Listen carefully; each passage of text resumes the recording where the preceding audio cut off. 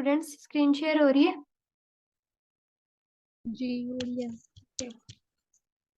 हमने basics of haematology start की थी। कल हमने बहुत बेसिक पढ़ा था और बहुत ही कम पढ़ा था, तो आज हमने बाकी सारा वाइंड अप करना है। हेमाटोलॉजी हमने पढ़ी थी कि हेमाटोलॉजी क्या होती है, जिसमें हम स्टडी करते हैं पैथोफिजियोलॉजी ऑफ सेलुलर एलिमेंट्स। उसमें कौन से सेलुलर एलिमेंट्स बेसिक्स हैं? आरबीसीज एरिथ्रोसाइट्स, डब्ल्यूबीसीज यानी ल्यूकोसाइट्स, प्लेटलेट्स यानी थ्रोम्बोसाइट्स, और कोएगुलेशन प्रोटीन जिसमें क्लोटिंग फैक्टर्स 15 आ जाते हैं, और बाकी प्रोटीन सी, प्रोटीन एस, और सारा कुछ जो हम हमारे ब्लड में होता है कोएगुलेशन के लिए।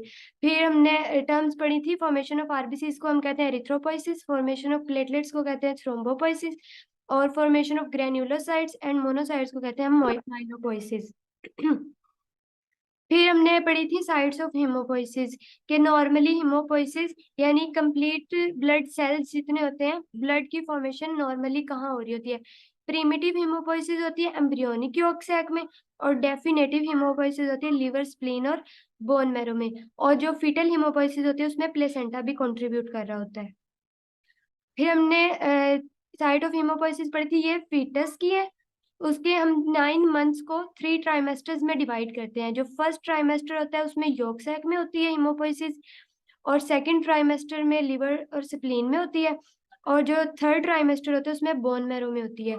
फिर जो पोस्ट नेटल फेज आता है इन्फेंट्स और एडल्ट्स में, वहां पे क्या, bone marrow practically all bones में, सारी बोन्स में हो रही होती है हेमोपोइसिस। लेकिन जो एडल्ट्स होते हैं तब हेमोपोइसिस कन्फाइंड हो जाती है सिर्फ और सिर्फ एक्सियल स्केलेटन में, यानी वर्टिब्रा, रिब्स, स्टर्नम वगैरह। फिर नॉर्मली जो है एडल्ट्स में और पोस्ट नेटल फेज में क्या होता है कि हमारे बोन मैरो में हो रही होती है। लेकिन कुछ डिजीज स्टेट्स ऐसी होती हैं कि हेमोपोइसिस कोई और, जो लिवर और स्प्लीन है वैसे तो वो सिर्फ और सिर्फ हमारी फीटल लाइफ में बना रहे होते हैं ब्लड सेल्स, लेकिन अगर कोई डिजीज स्टेट हो जाए, बोन मैरो फेलियर हो जाए या बोन मैरो के अंदर कोई खराबी हो जाए, तो लिवर और स्प्लीन ये टेक ओवर कर लेते हैं रिस्पॉन्सिबिलिटी ब्लड सेल्स की फॉर्मेशन को। इसे हम कहते हैं एक्स्ट्रा मेडुलरी हेमोपोइसिस। फिर हेमोपोइसिस का ये जो फ्लो चार्ट है उसमें क्या होता है कि सबसे पहले प्लूरीपोटेंट स्टेम सेल आता है, और वो 2 लीनेज में डिवाइड होता है। एक होती है लिम्फोइड लीनेज, एक होती है माइलोइड लीनेज। लिम्फोइड लीनेज से सिर्फ और सिर्फ लिम्फोसाइट्स बनते हैं, और साथ में नेचुरल किलर सेल। और जो माइलोइड लीनेज होती है उसमें हमारे सारे के सारे ग्रेन्युलोसाइट्स, मोनोसाइट्स, एरिथ्रोसाइट्स और प्लेटलेट्स, ये सारे हमारी माइलोइड लीनेज में आते हैं। और माइलोइड लीनेज जो होती है वो हमेशा, क्योंकि इतने सेल्स हमारे कितने, ये 1 2 3 4 5 6 सेल्स जो है हमारे माइलोइड लीनेज से बने, और बाकी सिर्फ लिम्फोसाइट्स और नेचुरल किलर लिम्फोइड लीनेज से बने हैं। तो ये जो माइलोइड लीनेज होती है वो, उसकी रेशो हमेशा ज्यादा होती है। उसके बाद हिमेटोपोइटिक स्टेम सेल्स होते हैं कि जो स्टेम सेल होता है उसकी अपीयरेंस क्या होती है, स्मॉल और मीडियम साइज लिम्फोसाइट, और उसके ऊपर कोई मार्कर्स होते हैं जो वो एक्सप्रेस करते हैं, CD34 पॉजिटिव, CD38 नेगेटिव, और जो सेल लीनियर डिफाइनिंग मार्कर्स होते हैं वो नेगेटिव होते हैं। CD stands for cluster of differentiation. उसके बाद हमने कल नॉर्मल ब्लड सेल्स पढ़े थे, उनका डायमीटर, लाइफ स्पैन, उसकी नॉर्मल वैल्यू, और उनके मेन बेसिक फंक्शन जो होते हैं। आरबीसी का 7 to 8 micrometre diameter, life span जो होता है 120 डेज होता है। उसके बाद इसका जो नंबर होता है, मेल में 4.5 से 6.5 मल्टीप्लाई 10⁻12 पर लीटर, और फीमेल में 3.9 से 5.6। और इसका फंक्शन जो होता है वो ऑक्सीजन और कार्बन डाइऑक्साइड को ट्रांसपोर्ट करना होता है। मेल में जो आरबीसी काउंट है वो ज्यादा इसलिए होता है क्योंकि मेल के अंदर एक हार्मोन होता है टेस्टोस्टेरोन, उसकी वजह से जो मेटाबॉलिक एक्टिविटी होती है वो ज्यादा हो जाती है, उससे ऑक्सीजन कंजप्शन ज्यादा होती है, जिसकी वजह से हाइपोक्सिया हो जाता है। हाइपोक्सिया क्या होता है? टिश्यूज में ऑक्सीजन की डेफिशिएंसी। हाइपोक्सिया क्या करेगा? एरिथ्रोपोइटिन को ट्रिगर करेगा। जो एरिथ्रोपोइटिन कहाँ से रिलीज होता है? पेरिट्यूबुलर कैपिलरी से। एरिथ्रोपोइटिन जो होता है वो पेरिट्यूबुलर कैपिलरी से, किडनी से रिलीज हो रहा होता है। और एक हम जो रेनिन एंजियोटेंसिन सिस्टम पढ़ते थे, जो रेनिन होता था वो एफेरेंट आर्ट्रियोल से रिलीज होता था। फिर एरिथ्रोपोइटिन रिलीज होगा किडनी से, और उससे एरिथ्रोपोइसिस होगी, जिसकी वजह से मेल में जो है वो काउंट ज्यादा होता है आरबीसीज का। फिर उसके बाद प्लेटलेट्स आते हैं, उनका डायमीटर बहुत ही छोटा होता है, 0.5 से 3 माइक्रोमीटर। ये ट्रू सेल्स भी नहीं होते क्योंकि ये फ्रेगमेंट्स होते हैं मेगा कैरियोसाइट्स के। इनका लाइफ स्पैन 10 डेज होता है, और 1.5 लाख से 4 लाख जो, या 4.5 लाख हमारा नॉर्मल काउंट होता है प्लेटलेट्स का, और इसका फंक्शन हीमोस्टेसिस में होता है। इनकी जो डेफिशिएंसी और एक्सेस के लिए हम टर्म्स यूज करते हैं सारे सेल्स की डेफिशिएंसी के लिए हम वर्ड यूज करते हैं पीनिया, यानी साइटोपिनियाज हो जाते हैं, एरिथ्रोसाइटोपिनिया, और प्लेटलेट्स के लिए थ्रोम्बोसाइटोपिनिया, न्यूट्रोपिनिया। और जब ज्यादा हो जाते हैं तो हम साइटोसिस यूज करते हैं वर्ड, थ्रोम्बोसाइटोसिस, एरिथ्रोसाइटोसिस। लेकिन जो हमारे पास ग्रेन्युलोसाइट्स हैं उसके लिए हम वर्ड यूज करते हैं ज्यादा के लिए फिलिया, न्यूट्रोफिलिया और इयोजिनोफिलिया, बेजोफिलिया। उसके बाद हमारे पास न्यूट्रोफिल्स आते हैं। न्यूट्रोफिल, इयोसिनोफिल और बेसोफिल, इन तीनों का डायमीटर 12 to 15 होता है, लेकिन जो मोनोसाइट होते हैं उनका डायमीटर 12 to 20 होता है। इनका लाइफ स्पैन न्यूट्रोफिल का 6 to 10 आवर होता है। और कोई भी इंजरी, इन्फ्लामेशन होती है तो सबसे पहले विद इन 24 आवर्स हमारे न्यूट्रोफिल्स आते हैं। उसके बाद जो होते हैं वो मैक्रोफेजिस आते हैं। लेकिन एक एक्सेप्शन ऐसी होती है सुडोमोनास, उसके अंदर पहले मैक्रोफेज आ जाते हैं, न्यूट्रोफिल इतनी ज्यादा देर के लिए नहीं रुकते। और जो इसका न्यूट्रोफिल का नॉर्मल काउंट होता है 1.8 से 7.5 होता है। और इसका फंक्शन होता है प्रोटेक्शन फ्रॉम बैक्टीरिया। तो जब भी बैक्टीरियल इन्फेक्शन होगा तो हमें न्यूट्रोफिलिया हो जाएगा, यानी न्यूट्रोफिल का काउंट ज्यादा हो जाएगा। फिर मोनोसाइट आते हैं। मोनोसाइट का डायमीटर 12 to 20 होता है और ये लाइफ स्पैन 20 to 40 आवर होता है। ये ब्लड में 20 to 40 आवर स्पेंड करते हैं, उसके बाद ये टिश्यूज में चले जाते हैं और ये मैक्रोफेजेस बना देते हैं।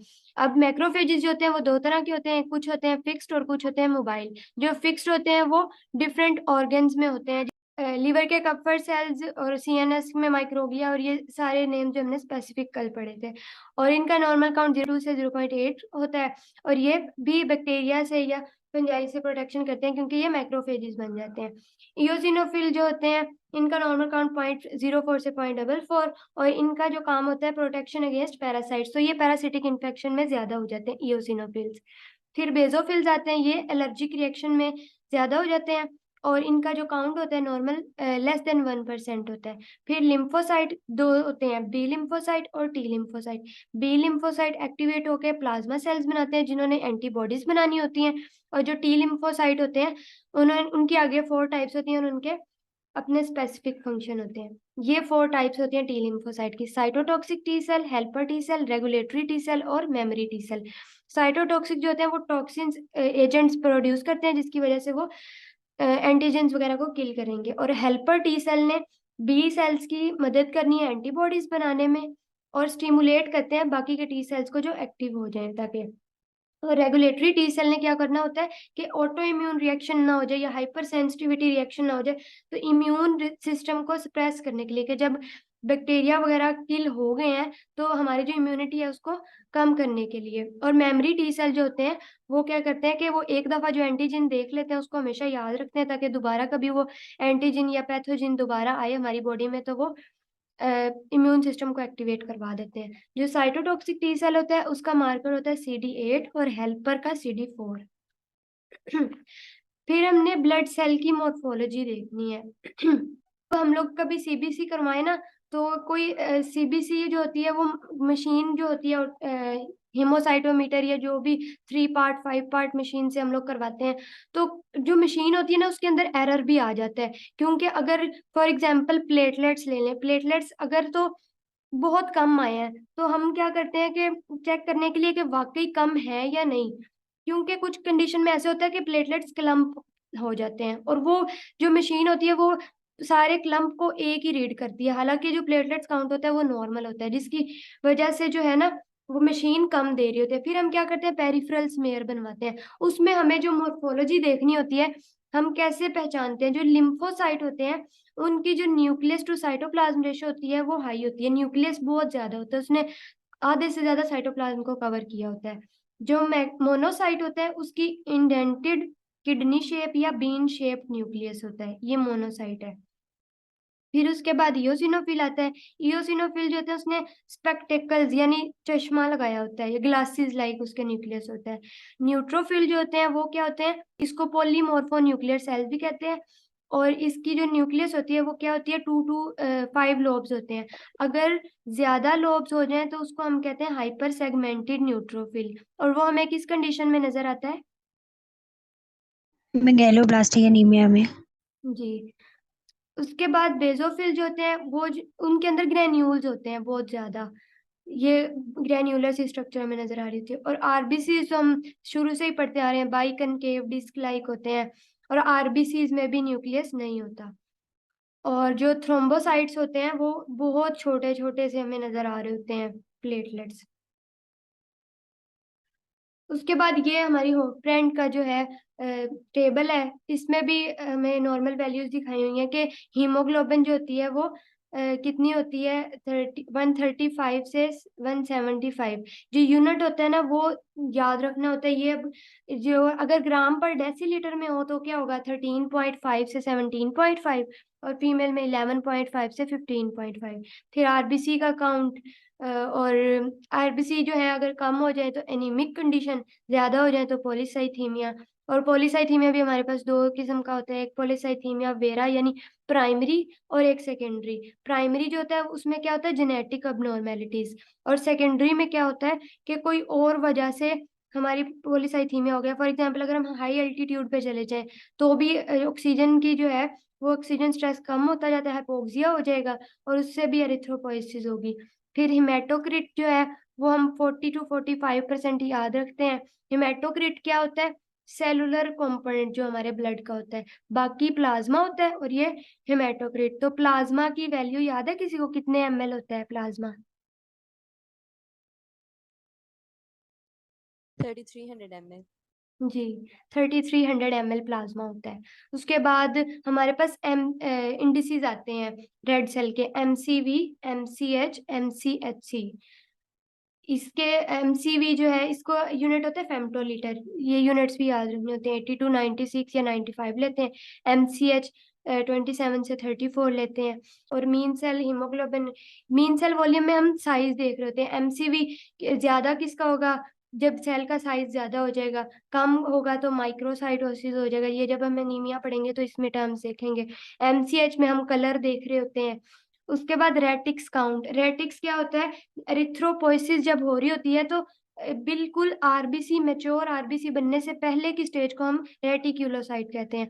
तो वो नॉर्मल ब्लड में होते हैं 50 to 150 मल्टीप्लाई 10⁹ पर लीटर। और अगर परसेंटेज में बात करें तो 0.5 से 2.5। बाकी ये नॉर्मल काउंट्स हम देख चुके हैं। तो और जो विटामिन B12 फोलेट वगैरह वो ऐसे याद करने की इतनी जरूरत नहीं होती। उसके बाद हमारा टॉपिक है हीमोग्लोबिन सिंथेसिस, कि हीमोग्लोबिन सिंथेसाइज कैसे होती है। हीमोग्लोबिन कहाँ सिंथेसाइज होती है, किस ऑर्गेनेली में सिंथेसिस होती है हीमोग्लोबिन की? माइटोकॉन्ड्रिया। माइटोकॉन्ड्रिया में। सबसे पहले क्या होता है, एसिटिक एसिड जो होता है वो सक्सिनाइल कोए में कन्वर्ट होता है। फिर सक्सिनाइल कोए, दो सक्सिनाइल कोए मिलते हैं दो ग्लाइसिन से तो पाइरोल बनता है। ये देखें यहाँ पे, ये माइटोकॉन्ड्रिया है, ग्लाइसिन प्लस विटामिन, ये B6 जो है विटामिन B6 यानी पैराडॉक्सिल फास्फेट जो हम लोगों ने पढ़ा था, ये क्या एज अ कोएंजाइम एक्ट करता है और ये इन दोनों का रिएक्शन होता है सक्सिनाइल कोए के साथ ग्लाइसिन का।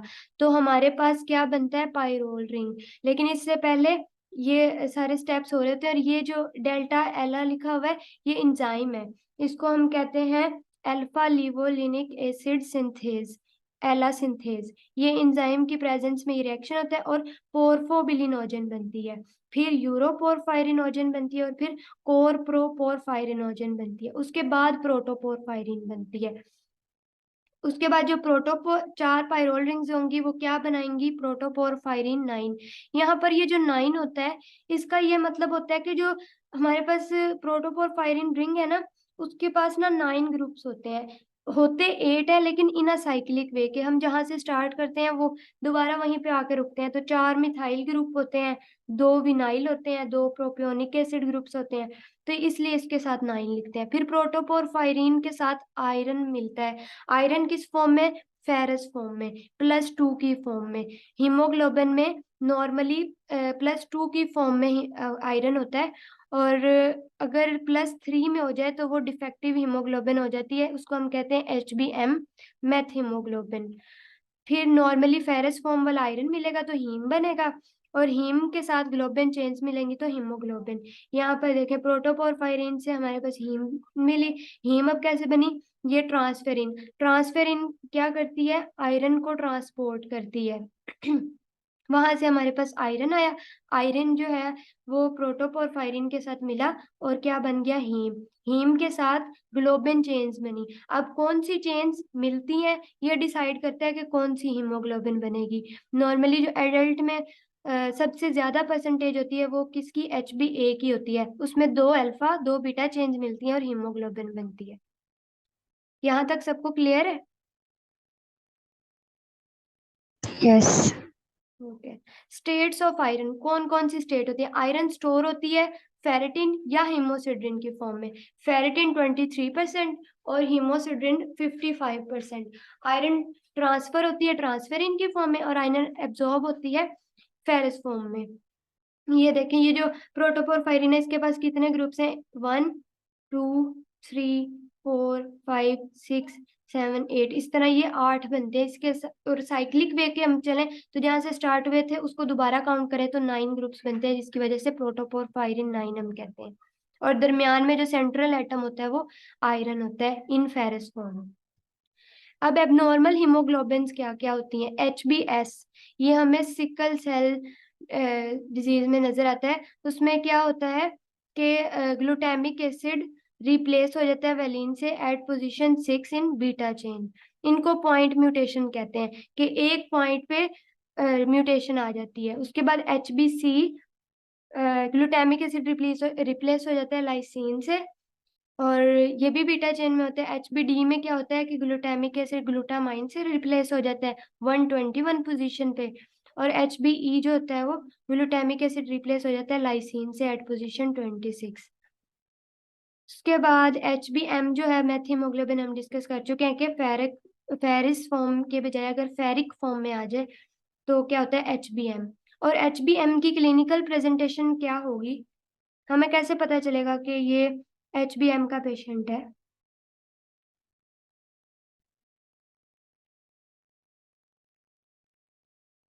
उसकी सबसे बड़ी जो क्लिनिकल फीचर होता है ना वो होता है साइनोसिस, ब्लू ब्लू हो जाता है। उसके बाद अब हीमोग्लोबिन का फंक्शन क्या होता है, ऑक्सीजन और कार्बन डाइऑक्साइड को ट्रांसपोर्ट करना। सिर्फ ऑक्सीजन को ट्रांसपोर्ट नहीं करता, ये क्या करता है, लंग्स के लेवल पे ऑक्सीजन को लोड करेगा और टिश्यूज तक ले जाएगा, टिश्यूज पे ऑक्सीजन को अनलोड करेगा और वहां से कार्बन डाइऑक्साइड को लेगा और कार्बन डाइऑक्साइड को लंग्स तक छोड़ आएगा। ये हीमोग्लोबिन का काम होता है। उसके बाद आती है हीमोग्लोबिन ऑक्सीजन डिसोसिएशन कर्व। ये इंपॉर्टेंट है, ये है हीमोग्लोबिन HB ऑक्सीजन की डिसोसिएशन कर्व। ये अब किन किन कंडीशंस में लेफ्टवर्ड शिफ्ट होती है और किन किन कंडीशन में राइटवर्ड शिफ्ट होती है हम ये देखेंगे। अगर ये राइट की तरफ शिफ्ट हो रही है तो इसका मतलब ये होगा कि जो हीमोग्लोबिन है उसकी ऑक्सीजन के साथ एफिनिटी कम हो गई है और ऑक्सीजन रिलीज हो गई है। ऑक्सीजन अब उसके साथ मजीद बाइंड नहीं कर सकती। किन किन कंडीशन में, जब H पॉजिटिव आयन ज्यादा हो जाएंगे यानी pH कम हो जाएगी और एसिडोसिस की कंडीशन में, या कार्बन डाइऑक्साइड बहुत ज्यादा हो जाएगा, या 2,3-DPG डाईफॉस्फोग्लिसरेट। ये एक मॉलिक्यूल ऐसा होता है कि इसकी एफिनिटी बहुत ज्यादा होती है ऑक्सीजन के लिए। ये क्या करता है, हीमोग्लोबिन से ऑक्सीजन को छीन लेता है। इसकी प्रेजेंस में जो ऑक्सीजन है वो रिलीज हो जाती है। या टेम्परेचर जब बहुत ज्यादा हो जाए तब भी ऑक्सीजन जो है वो हीमोग्लोबिन छोड़ देती है, एक्सरसाइज की कंडीशन में और HbS में। और लेफ्ट शिफ्ट कब होगी, जब ऑक्सीजन बाइंड हो जाएगा, छूटेगा ही नहीं ऑक्सीजन। हीमोग्लोबिन इतनी फर्मली उसने बाउंड किया हुआ है कि वो अब उसको रिलीज नहीं कर रही। कब, जब अल्कलोसिस होगा यानी हाई पीएच, कार्बन डाइऑक्साइड कम हो जाएगा, 2,3-DPG कम हो जाएगा। अगर एक आप लोग याद रख लोगे तो उसके उल्टी हम लोगों ने ये वाला याद रखना है। लो टेम्परेचर पे स्टोर्ड ब्लड, अगर काफी दिनों के लिए स्टोर किया हुआ ब्लड तो वो भी लेफ्टवर्ड शिफ्ट देगा। और HbF। अच्छा, ये अब हमारे पास ग्राफ है। एक्स एक्सिस पे हमने क्या लिया हुआ है, सेचुरेशन हीमोग्लोबिन की कि कितनी सेचुरेटेड है, और जो एक्स एक्सिस है उस पे हमने पार्शियल प्रेशर लिया हुआ है ऑक्सीजन का। अब मेरा आप लोगों से ये क्वेश्चन है कि एनीमिया की कंडीशन में क्या होगा, लेफ्ट शिफ्ट होगी या राइट शिफ्ट? जी स्टूडेंट्स। राइट शिफ्ट होगी। राइट शिफ्ट होगी। ऑक्सीजन रिलीज हो जाएगी ना हीमोग्लोबिन से। क्योंकि टिश्यू को एनीमिया है, पहले ही ऑक्सीजन और आरबीसी जो है कम है, तो उससे क्या होगा कि ऑक्सीजन की कमी हुई हुई है ना टिश्यूज में, तो जल्दी जल्दी वो ऑक्सीजन को छोड़ेगा, ऑक्सीजन को रिलीज करेगा ताकि वो ज्यादा और पकड़ सके। ठीक है, तो शिफ्ट टू राइट होगा, और पॉलीसाइथीमिया में शिफ्ट टू लेफ्ट होगा। और यहाँ पर एक P50 पॉइंट है, इसका क्या मतलब है?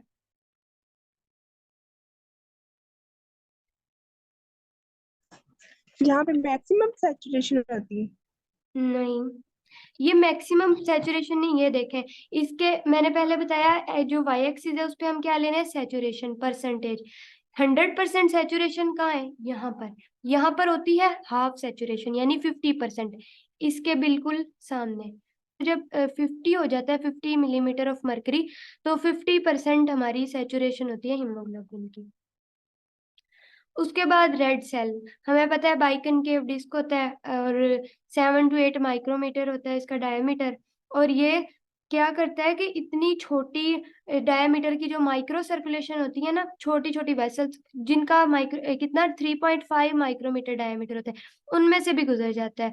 तो वो डायापिडिसिस जिसको हम कहते हैं, वो स्क्वीज करके इसके अंदर ये एबिलिटी होती है। और लाइफ स्पैन क्या होता है, 120 डेज या 4 मंथ्स।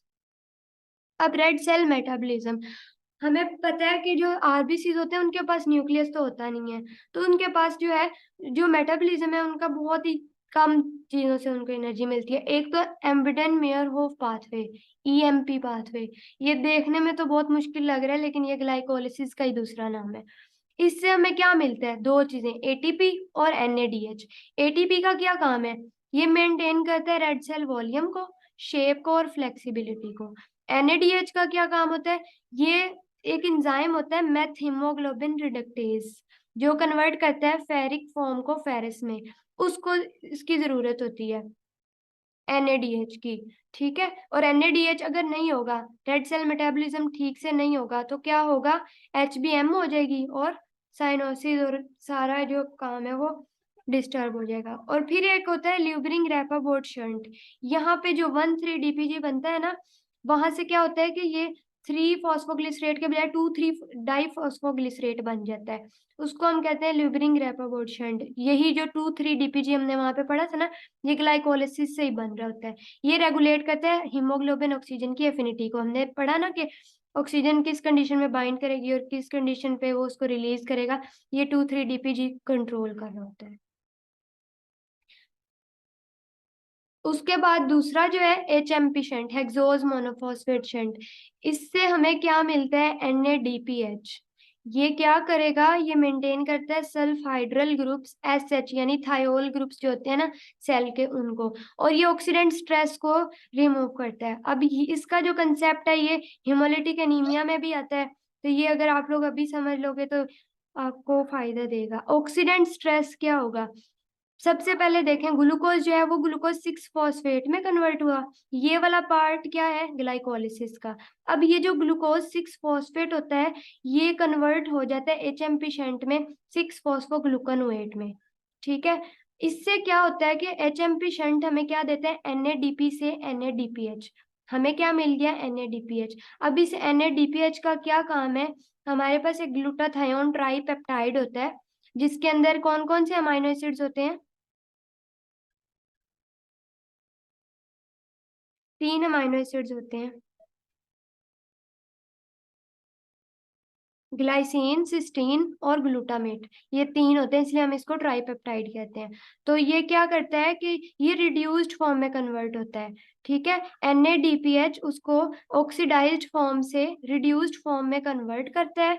और ये जो रिड्यूस्ड फॉर्म है, इसका क्या फंक्शन होगा कि ये जब कोई भी ऑक्सीडेंट स्ट्रेस होता है, कोई भी फ्री रेडिकल्स प्रोड्यूस होते हैं, तो वो खुद तो ऑक्सीडाइज्ड फॉर्म में कन्वर्ट होगा, लेकिन उनको क्या करता है, लेस वेयर फॉर्म, यानी हमने पढ़ा था ऑक्सीडेंट स्ट्रेस को, फ्री रेडिकल्स को जो होता है वो कन्वर्ट कर देता है हाइड्रोजन पर ऑक्साइड या वाटर के अंदर। ठीक है, ये इस तरह ये रिमूव करता है ऑक्सीडेंट्स को, लेकिन ऑक्सीडेंट रिमूव करने के लिए ये एक्टिव किस फॉर्म में होगा, रिड्यूस्ड फॉर्म में, और इसको रिड्यूस्ड फॉर्म में कौन रखेगा, NADPH, और NADPH हमें HMP शंट से मिलेगा। क्लियर है? यस। ओके। अब रेड सेल मेम्ब्रेन क्या होती है, उसमें 50% प्रोटीन्स होती हैं, फॉस्फोलिपिड्स 20%, कोलेस्ट्रॉल 20% और कार्बोहाइड्रेट्स माइनॉरिटी में 10%। इसकी स्ट्रक्चरल प्रोटीन्स कौन कौन सी होती हैं? अल्फा और बीटा स्पेक्ट्रिन, ये मोस्ट अबंडेंट होती हैं। एनकाइरिन प्रोटीन 4.1, एक्टिन, ये स्ट्रक्चरल प्रोटीन्स होती हैं। और ये वाली जो प्रोटीन्स होती हैं, इन्होंने क्या करना होता है? हॉरिजॉन्टल इंटरेक्शन को मेंटेन करना होता है। फिर एक बैंड 3 और प्रोटीन 4.2 होती है, इन्होंने क्या करना है? वर्टिकल इंटरेक्शन को मेंटेन करना होता है। अब इनमें अगर कोई खराबी होती है तो क्या होता है? रेड सेल की मेम्ब्रेनोपैथीज होती हैं, जो हमने हिमोलिटिक एनीमियाज में पढ़नी है। हेरिडिटरी स्फीरोसाइटोसिस में क्या होता है? ये हॉरिजॉन्टल इंटरेक्शन खराब हो जाता है, ये इनके अंदर डिफेक्ट आते हैं, इनमें म्यूटेशंस आती हैं, स्पेक्ट्रिन में, एनकाइरिन में, प्रोटीन 4.1 में और एक्टिन में। और जो हेरिडिटरी एलिप्टोसाइटोसिस होता है, उसमें क्या होता है? वर्टिकल इंटरेक्शन खराब हो जाता है। ये सारी प्रोटीन्स हमें दिखाई हुई है। और रेड सेल, अच्छा, अब वेरिएशन क्या हो सकती है? अगर साइज में डिफेक्ट होगा या बहुत मुख्तलिफ साइज के, कोई छोटा आरबीसी कोई बड़ा आरबीसी मिलेगा हमें, तो हम उसको कहते हैं एनाइसोसाइटोसिस। और अगर शेप में वेरिएशन आएगा, मुख्तलिफ शेप्स के आरबीसी हैं, तो उसको हम कहेंगे पॉइकिलोसाइटोसिस। और सीबीसी का कौन सा पैरामीटर होता है जो एनाइसोसाइटोसिस को इंडिकेट करता है? Red cell distribution width RDW। जी, RDW, red cell distribution width. अब ये कुछ एबनॉर्मल स्ट्रक्चर्स हैं, यानी पॉइकिलोसाइटोसिस दिखाया हुआ है। अब नॉर्मल क्या होता है? बाइकनकेव डिस्क, इसके दरमियान में सेंट्रल पेलर होता है, पेल एरिया।